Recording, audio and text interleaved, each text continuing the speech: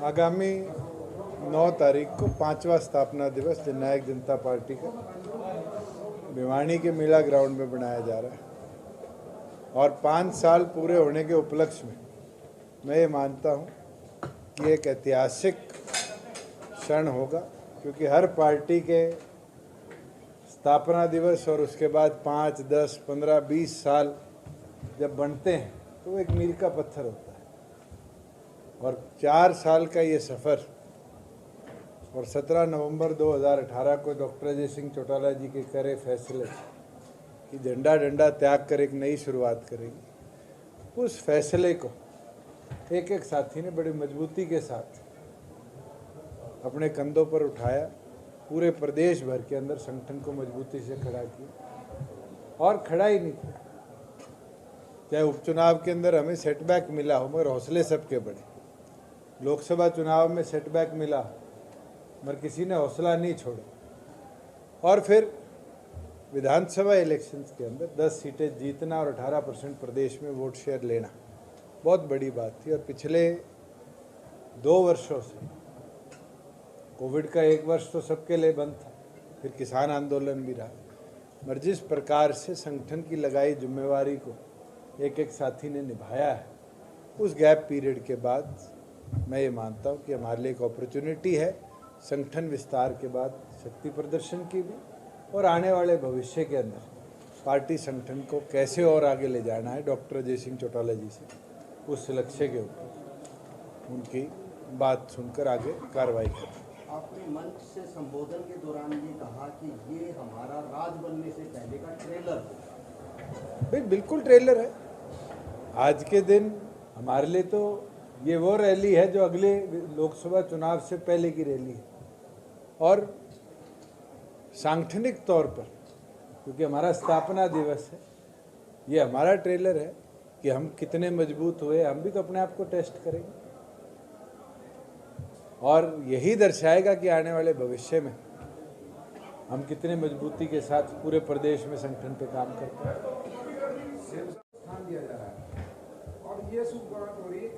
चलो मेरी तो ना कभी इस विषय पे चर्चा हुई और ना अभी हमने कोई फैसला लिया कि हमारे संगठन में किसी को बदलना है।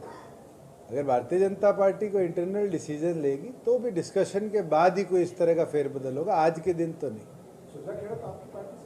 हमारी पार्टी से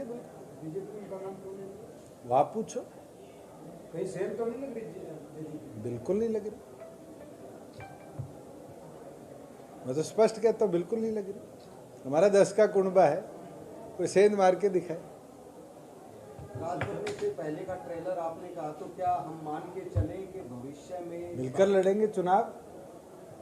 राज तो मिलकर भी बन सके, आज भी बना हुआ है, मगर हमारे संगठन की ताकत हम तो टेस्ट करेंगे, हम कितने मजबूत हुए, कमज़ोर हुए, कहाँ कमज़ोर हुए।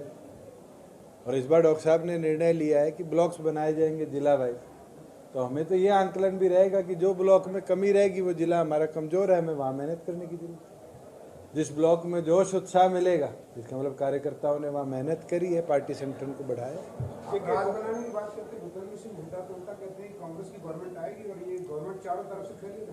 भूपेंद्र हुड्डा जी तो कांग्रेस के संगठन को ही रोक पाए, वो बहुत बड़ी चेतावनी है उनके लिए। और ये भारत जोड़ो यात्रा कहीं ना कहीं कांग्रेस तोड़ो यात्रा बनकर आएगी। जिस तरह की गतिविधि कांग्रेस में चल रही है, मैं जितना कहूँ उतना कम है। आज के दिन चाहे बात हम राजस्थान की करें, अभी मैं तो आता आता ही ट्वीट देख रहा था, अशोक गहलोत ने कहा है कि सचिन पायलट गद्दार है। यहाँ किरण चौधरी जी उदयभान जी पे, हुड्डा जी पे कुछ कहती है, वो किरण चौधरी पे कुछ कहती है। मुझे लगता है ये साफ दर्शाता है कि कांग्रेस का अंत है।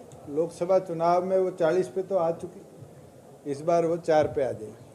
तो दुष्यंत जी, कॉमन मिनिमम प्रोग्राम अभी तक लागू नहीं हुआ? बिल्कुल लागू हुआ है। आप मेरे से सवाल पूछ सकते हैं, मैं आपको जवाब दूंगा। हमारी पार्टी का मिनिमम वेज का वादा था कि हम 17,000 रुपये मिनिमम वेज देंगे हरियाणा प्रदेश के अंदर। आज फैक्चुअली बता सकता हूं कि जो डीसी रेट की बजाय अब कौशल रोजगार निगम लगाया है, हमारे 7 ऐसे जिले हैं जिसमें 17,500 रुपया कौशल निगम रेट है। हमारे 8 ऐसे जिले हैं जिनके अंदर 16,800 रुपये मिनिमम वेज है और बचे जिलों के अंदर 16,300 रुपये। आज 75% का कानून लागू हुआ है। बुढ़ापा पेंशन में वृद्धि हुई है क्योंकि भारतीय जनता पार्टी का वादा 3,000 का था, हमारा 5100 का था। एक दिन में तो पूरे नहीं होते, समय अनुसार 500 रुपये की वृद्धि हुई है, आगे भी करेंगे। पंचायतों में 50% वुमेन रिजर्वेशन हमारा वादा था, क्या पंचायती राज में इम्प्लीमेंट नहीं हुआ? बैकवर्ड ए को रिजर्वेशन देना दोनों का वादा था। बड़े मजबूती से सुप्रीम कोर्ट के आदेश के बाद भी हमने हाईकोर्ट से केस जीत कर और उस जीत को इम्प्लीमेंट किया। और पहली बार है, मैं कल एक सरपंच से मिला, उनके गांव में 2 परिवार बैकवर्ड ए क्लासेस के थे। आज उन परिवारों का पहली बार इतिहास में सरपंच बना। आज एचस्टैट का एग्ज़ाम क्लोजेस्ट डिस्ट्रिक्ट से आप 50 किलोमीटर के सर्कल में होता है। सीएट में दिक्कत आई थी क्योंकि सीईटी के सेंटर्स लिमिटेड थे, हमें 200-200 किलोमीटर तक भी बच्चों को भेजना पड़ा। मगर उसके लिए एक हिसार को छोड़ के प्रत्येक जिले में रोडवेज की बसों की हमने प्लान्ड व्यवस्था करी और हिसार को भी आधी रात को स्वयं चीफ मिनिस्टर ने मॉनिटर कर दुरुस्त करवाया। आज प्रदेश के अंदर अनेक ऐसे कदम है। मॉडल रूरल कॉलोनी है इसराना के अंदर हमारी बनकर खड़ी होगी, इन्वायरमेंट क्लियरेंस आगे, उसको हम जनवरी-फरवरी तक लॉन्च करेंगे। आप मेरे से पूछो तो सही कौन से ऐसे विषय रहे हैं, बिल्कुल कई विषय ऐसे भी होंगे। आपने एमएसपी की कहा था 10% एमएसपी हम बढ़ाएंगे, नहीं तो 100 रुपये बोनस दिया जाएगा फसलों को। आज के दिन आप गेहूं, जीरी 2 प्रोड्यूस हमारे यहाँ पर बड़ी मात्रा पे खरीदी जाती है और सरसों तो ऐसी है जो एमएसपी से भी मल्टीप्लायर में चल रही है। और दोनों में जिस दिन मैंने वादा किया था और आज के रेट को उठाकर देखो 10% से एडिशनल इंक्रीज है। मैं केंद्र का धन्यवाद करता हूँ। अब भी जो पिछले रेट्स आए हैं उसके अंदर भी उनने गेहूं के रेट को एक बड़ी संख्या में बढ़ाने का काम किया। और खरीद आज उठाकर देखो, एक किसान ऐसा नहीं है पूरे हरियाणा प्रदेश में जो मंडी में अपने अनाज पे सोया हो। और वो समय भी आपने भी देखा है धर्मेंद्र जी, मैंने देखा है, 2-2 दिन जीरी के ऊपर चादर घेर के किसान सोता था, एक दिन भी नहीं सोना पड़ा। दोपहर को आया, दोपहर को ट्रैक्टर बाहर, शाम को आया, शाम को ट्रैक्टर बाहर। और 72 घंटे में 12,000 करोड़ रुपया हमारी सरकार ने डिस्पेंस किया। इंडिया के अंदर हमारे क्लोजेस्ट मध्य प्रदेश है जो कि 5 दिन में देता है, पंजाब है जो 7 दिन में देता है। और ये रेप्लिकेशन है हरियाणा मॉडल की, और आगे इससे बेहतर कर दिखाएंगे। 72 घंटे को भी मैं टारगेट ले रहा हूँ कि अगले साल हम पहले आई फॉर्म पे पेमेंट करते थे, इस बार एग्जिट गेट फार्म पे कर रहे हैं। और अगली बार मेरा प्रयास रहेगा कि जैसे ही जे फॉर्म किसान का कटे उसकी पेमेंट हम पुश कर उसको उसकी खेती की मूल पूरी तौर पर उसके खाते में ट्रांसफ़र करके देने का काम करें। आड़तियों की कमीशन 2-2 साल नहीं आया करती थी, लेस देन 6 मंथ्स में आड़तियों की आड़त पूरी तौर पर हम उनको देते हैं। लेबर चार्जेस जो थे वो 4-4 साल का डिले था, आज के दिन किसी एक का भी पिछले साल का पेंडिंग नहीं है, सिर्फ लास्ट फसल का पेंडिंग है। और वो भी हम इस फसल के लेबर चार्जेस कैलकुलेट होने से पहले ट्रांसफ़र करते हैं। आज सड़कों का जाल देखिए, हमारी सरकार ने एक नहीं अनेक प्रोजेक्ट्स केंद्र से अप्रूव करा और मैं खास तौर पर प्रधानमंत्री और गडकरी जी का आभार प्रकट करता हूँ। आज सिरसा पानीपत के लिए चौटाला पानीपत एक नया एक्सप्रेसवे हमें दिया, हमें हिसार से महेंद्रगढ़ तक ग्रीनफील्ड रोड दिया। आज दिल्ली से लेके अम्बाड़ा तक की ग्रीनफील्ड कनेक्टिविटी बन रही है। और कल रात को ही 1300 कुछ करोड़ का नया भिवानी से आसी तक का 4 लेनिंग का लिंक अप्रूव सेंट्रल कैबिनेट ने किया है। और हमारा प्रयास है कि ये रोड इंफ्रास्ट्रक्चर दिन प्रतिदिन इसी तरीके से हम बेहतर करें, रोड कनेक्टिविटी को और सुधार दें जिससे इंडस्ट्री आए। और आज उसका रिजल्ट है रोड इंफ्रास्ट्रक्चर डेवलपमेंट का कि जो मारुति आपने भी देखा 8 के बाद कहाँ जा रही थी गुजरात, उस मारुति को आपके पड़ोस के खरखोदा में 900 एकड़ ज़मीन देके हमने स्थापित किया, जो 10,000 गाड़ियाँ, दुनिया में एक प्लांट सबसे ज़्यादा गाड़ियाँ बनाएगा तो खरखोदा का मारुति प्लांट बनाकर आगे देने का काम करें। पता होनी चाहिए कि हम वैट इन्वायरमेंट में जीते थे और वैट इन्वायरमेंट से जीएसटी में आ गए।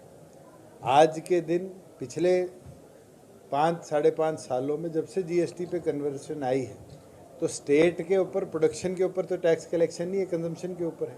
उसके बावजूद भी 10,000 करोड़ की जो हमने 22% ग्रोथ करी है, हम उसको भी उतारेंगे। और HSIDC एक एग्जाम्पल है। जब मैंने डिपार्टमेंट ओवरटेक किया था इंडस्ट्री का, 13,700 करोड़ रुपया HSIDC के ऊपर लोन था। आज 7,200 करोड़ रुपया है। और ये भी इसलिए है कि भूपेंद्र सिंह हुड्डा के टाइम पे, चौटाला साहब के टाइम पे जो एक्विजिशन हुई थी, उसकी इन्हांसमेंट आके हमारे डिपार्टमेंट्स आज कर्जदार हो गए थे। धीरे धीरे कदम उठाए जाएंगे। कोई एक दिन में कर्जे नहीं उतारे जाते। पर बिल्कुल हमने इन्वेस्टमेंट्स लाई है IT सेक्टर में, हमने इन्वेस्टमेंट लाई है सर्विस सेक्टर में, हमने इन्वेस्टमेंट लाने का काम किया है डाटा सेंटर के अंदर, जिनसे हमारे स्टेट में कंजम्पशन बढ़ेगी, टैक्स कलेक्शन बढ़ेगा। और स्टेट जरूर इससे एक दिन में तो नहीं निकल सकती, मगर आने वाले समय में बिल्कुल बाहर निकलेगी। अच्छा सीएम साहब जिस तरह से आप बात की मंडियों की आप धान उठाने की बात की, बिहार तो गवर्नमेंट ने खरीदा है, बम्पर फसल भी हुई है, भाव भी बहुत अच्छा मिल रहा है किसानों को, लेकिन दिक्कत ये आ रही है कि उठान नहीं हो पा रहा, 2-2 दिन मंडी बंद करनी पड़ रही है। नहीं, आपके रोहतक के अंदर स्पेसिफिकली एक प्रॉब्लम इसलिए क्रिएट हुई है कि आपके यहाँ पर मिल्स नहीं। रोहतक को हमें रानिया की, रतिया की, करनाल की, कैथल की 3 मिल्स के साथ कनेक्ट करना पड़ा। और क्योंकि ट्रांसपोर्टेशन बहुत लॉन्ग डिस्टेंस हो जाता है, तो उसके अंदर प्रॉब्लम यही है कि ट्रांसपोर्टेशन के लिए व्हीकल्स लिमिटेड है ट्रांसपोर्टर के पास, क्योंकि उसका कॉन्ट्रैक्ट हुआ है पिछले साल का, और वो उसी लिमिटेशन के अंदर मूवमेंट कर सकता है। और किसी जिले में लिफ्टिंग की भी प्रॉब्लम नहीं है। और जब मैंने लास्ट प्रेस कॉन्फ्रेंस करी थी, मैंने कहा भी था कि रोहतक के अंदर लोएस्ट 88% लिफ्टिंग थी, और आज के दिन वो पूरी उठा ली गई। आज आपकी मंडियों में जीरी नहीं पड़ी, मगर किसान का लिफ्टिंग से कोई मामला नहीं है।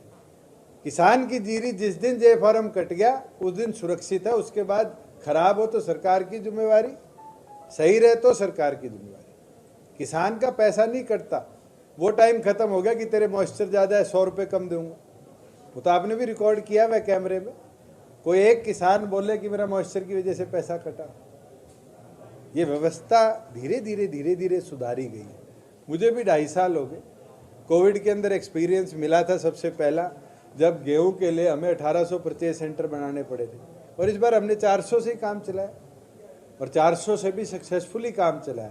कहीं भी एक जगह भी हमें कहीं स्ट्राइक देखने को नहीं मिली, किसान को सड़क पे नहीं बैठना पड़ा। तो समय सिखाता भी है, मगर समय प्रगति और तरक्की के अंदर आदमी। Registration is your right, registration of deed, मगर गवर्नमेंट ऑफ हरियाणा के 2 विभागों के रूल्स समय अनुसार बने। पहला है अर्बन लोकल बॉडीज का, कि इलीगल कंस्ट्रक्शन ना हो, अनप्लान्ड डेवलपमेंट ना हो, उसकी NOC लेनी बहुत ज़रूरी है कि आपकी प्रॉपर्टी की ID बनी हुई है, प्रॉपर्टी वैलिड है। और दूसरा है टाउन एंड कंट्री प्लानिंग का, जो एक्सटर्नल एरियाज पे है, जहाँ पर हम कह देते हैं कि 7A लगी हुई है, रिस्ट्रिक्शन है डेवलपमेंट की एग्रीकल्चर लैंड। दोनों की NOC लेके कोई भी व्यक्ति आता है, तुरंत उसकी रजिस्ट्रेशन होती है। आप जहाँ कह रहे हैं कि अप्रूव्ड कॉलोनी के अंदर हो रही है, अप्रूव्ड कॉलोनी ULB से भी पास है, टाउन एंड कंट्री प्लानिंग से भी पास है। मगर अनअप्रूव्ड कॉलोनियाँ इतनी बन चुकी कांग्रेस के राज में कि आज उनको अप्रूव करने के लिए भी हमें कानून में बहुत परिवर्तन करने पड़ रहे हैं। और प्रॉब्लम क्या आती है, सड़कों की जगह नहीं छोड़ी जाती, स्कूल्स के लिए जगह नहीं छोड़ी जाती, पार्क्स के लिए जगह नहीं छोड़ी जाती, जगह छोटे छोटे मकान बना दिए जाते हैं। लास्ट में क्लॉगिंग होके वो इंफ्रास्ट्रक्चर को कोलैप्स करते हैं। प्लान डेवलपमेंट हमेशा बेहतर है। और आप कभी भी चंडीगढ़ गए हो तो उससे ज़्यादा प्लान्ड सिटी देश में कोई नहीं है। सबसे पहला ग्रीनफील्ड सिटी था और सबसे अच्छा ग्रीनफील्ड सिटी है। और आज मुझे लगता है हर नागरिक की भी जिम्मेवारी है कि वो सरकार की इसके अंदर मदद करे, प्लान्ड लिविंग के अंदर अपना सहयोग। उसको कोई उपाधि नहीं दे सकता। मैं भी परसों तक दाढ़ी बढ़ाए हुए था, आज काट ली। प्रधानमंत्री जी ने कोविड के अंदर 1 साल तक कोरोना की वजह से दाढ़ी नहीं काटी थी। अनिल विज जी की तो मेरे ख्याल से हमारे पैदा होने से पहले से है। मुझे लगता है कि टिप्पणी शोभनीय नहीं। आप सीएम के साथ साथ यूथ को भी रिप्रेजेंट करते हैं। एक फैसला आया है जो जामा मस्जिद है उसके इमाम की तरफ से कि जो लड़कियां हैं वो जामा मस्जिद के अंदर उनकी एंट्री बैन है। देखो, धार्मिक संस्थानों में किसकी एंट्री हो किसकी एंट्री ना हो, इसके हम अधिकारी नहीं हो सकते। बॉन्ड पॉलिसी मैं तो लेट आए और आते क्वेश्चन बम। इस चीज़ के अंदर मैं तो ये देखता हूँ, आज हमारे मंदिर भी है, मस्जिद भी है, गुरुद्वारे भी है, और देश भर में कहीं चाहे दरगाह चले जाओ, चर्च चले जाओ, दुनिया भर में कहीं कोई रिस्ट्रिक्शन नहीं। अगर ऐसी कोई रिस्ट्रिक्शन व्यक्ति लगाने की बात करता है तो उसके कहीं ना कहीं मन में, सोच में फ़र्क है कि वो इक्वालिटी के विरुद्ध है। मुझे लगता है कि रिलीजन की जब हम बात करते हैं, रिलीजन ओपन फॉर ऑल। आज के दिन आप गोल्डन टेम्पल चले जाओ और हर धर्म का व्यक्ति आपको वहाँ मिलेगा। आज दरगाह अजमेर शरीफ चले जाओ, हर धर्म का व्यक्ति आपको मिलेगा। अपने सालासर बालाजी चले जाओ, अगर इस तरह की रिस्ट्रिक्शन लगाई तो गलत है। पॉलिसी को उनके साथ चर्चा करूंगा, एक दो क्वेरी मेरी भी है उस विषय में और कई उनकी एप्रीहेंशंस भी हैं। अगर कोई ऐसी चीज़ होगी जो मेरी क्वेरी और उनकी एप्रीहेंशन के अंदर कॉमन निकलेगी तो ज़रूर सीएम से मैं भी बात करूंगा और इसको रिजॉल्व इमीडिएटली कराएंगे, क्योंकि अगर इनका आगे जो हमारी काउंसलिंग चल रही है उनमें अवसर रह जाएगा तो इन बच्चों का पेपर दिया दिया करियर खराब हो जाएगा। और मुझे लगता है हमें सबको इक्वालिटी के साथ आगे लेके चलना है। आप कहते हो हमेशा किसानों की बात करेंगे, अगर एमएसपी पे कोई भी किसान कदम उठाएंगे तो हम उनके साथ है। अब दोबारा 26 तारीख को नया ज्ञापन सौंपा हरियाणा और पंजाब के किसान मिलकर चंडीगढ़ में, दोनों राज्यों के राज्यपाल थे, तो उसमें किस प्रकार का आप साथ दोगे किसानों का सवाल है? मेरे को पता है कि अगर आप सरकार के बॉन्ड के ऊपर लोन लेते हैं जिसका गारंटर गवर्नमेंट ऑफ हरियाणा है, तब आपको 7 साल हरियाणा प्रदेश में नौकरी करनी है। अगर आप सरकार से लोन नहीं लेते और प्राइवेट एजुकेशन लोन लेते जिसमें सरकार गारंटर नहीं है तो आप इस पाबंदी के अंदर रिस्ट्रिक्टेड नहीं है। जितना मेरा संज्ञान है, मैंने जितना रिव्यू लिया, अगर इससे अलग कोई चीज़ है तो मैं चाहूँगा उन साथियों से, अगर मैं सरकार से कोई सुविधा नहीं ले रहा तो मेरे ऊपर कोई पाबंदी नहीं। और अगर सरकार कल मैं पढ़ पाऊँ ना पढ़ पाऊँ मेरी गारंटर बन के मेरे लोन को भरपाई करेगी तो ही जाके शायद हेल्थ डिपार्टमेंट ने कदम उठाए भी सरकार की भी सिक्योरिटी रहे कि हमारे यहाँ जो डॉक्टरों की कमी है वो फुलफिल हो और जो बच्चे हमारे प्रदेश में पढ़े वो हमारे प्रदेश की सेवा भी करे साथ साथ। उनकी पली ये है कि हम बॉन्ड के लिए तैयार हैं लेकिन जॉब गारंटी होनी चाहिए। बिल्कुल देंगे, आप चिंता ना करो। आज के दिन हमारे वैकेंसी बहुत है। आपके पीएचसी सीएचसी में तो डॉक्टर हैं, मेरे उचाना हॉस्पिटल के अंदर आज 5 डॉक्टरों की कमी है। जींद सिविल हॉस्पिटल में मैं सुबह ही पूछ के आया, आज वहाँ 2/3 स्टाफ कम है। प्रॉब्लम यह है कि सारे रूरल एक्सपीरियंस के लिए बच्चे नए पढ़ के आते हैं, वो रूरल एक्सपीरियंस के लिए गांव में चले जाते हैं और जैसे एक्सपीरियंस पूरा होता है जब अर्बन नौकरी की बात आती है तो अपने प्राइवेट हॉस्पिटल खोलकर सरकार की नौकरियां छोड़ देते। मैं तो एक बार चर्चा करूंगा, देखते हैं कोई निष्कर्ष निकलता है युवा साथी। एक पार्टी से संबंधित सवाल, जो 2018 में जोश था जब आपकी पार्टी बनी, क्या वैसा ही दिखाई पड़ रहा है या वो चैलेंज? वादा करो मेरे को 9 को भिवानी आओगे, जोश में दिखाऊंगा। इसी से संबंधित सवाल है जी, 4 साल में क्या खोया, क्या पाया, क्या कंक्लूड निकाला अपनी पार्टी? बहुत कुछ सीखा, बहुत कुछ समझा और ये विश्वास है कि बहुत कुछ करके दिखाएंगे इस जोश के साथ।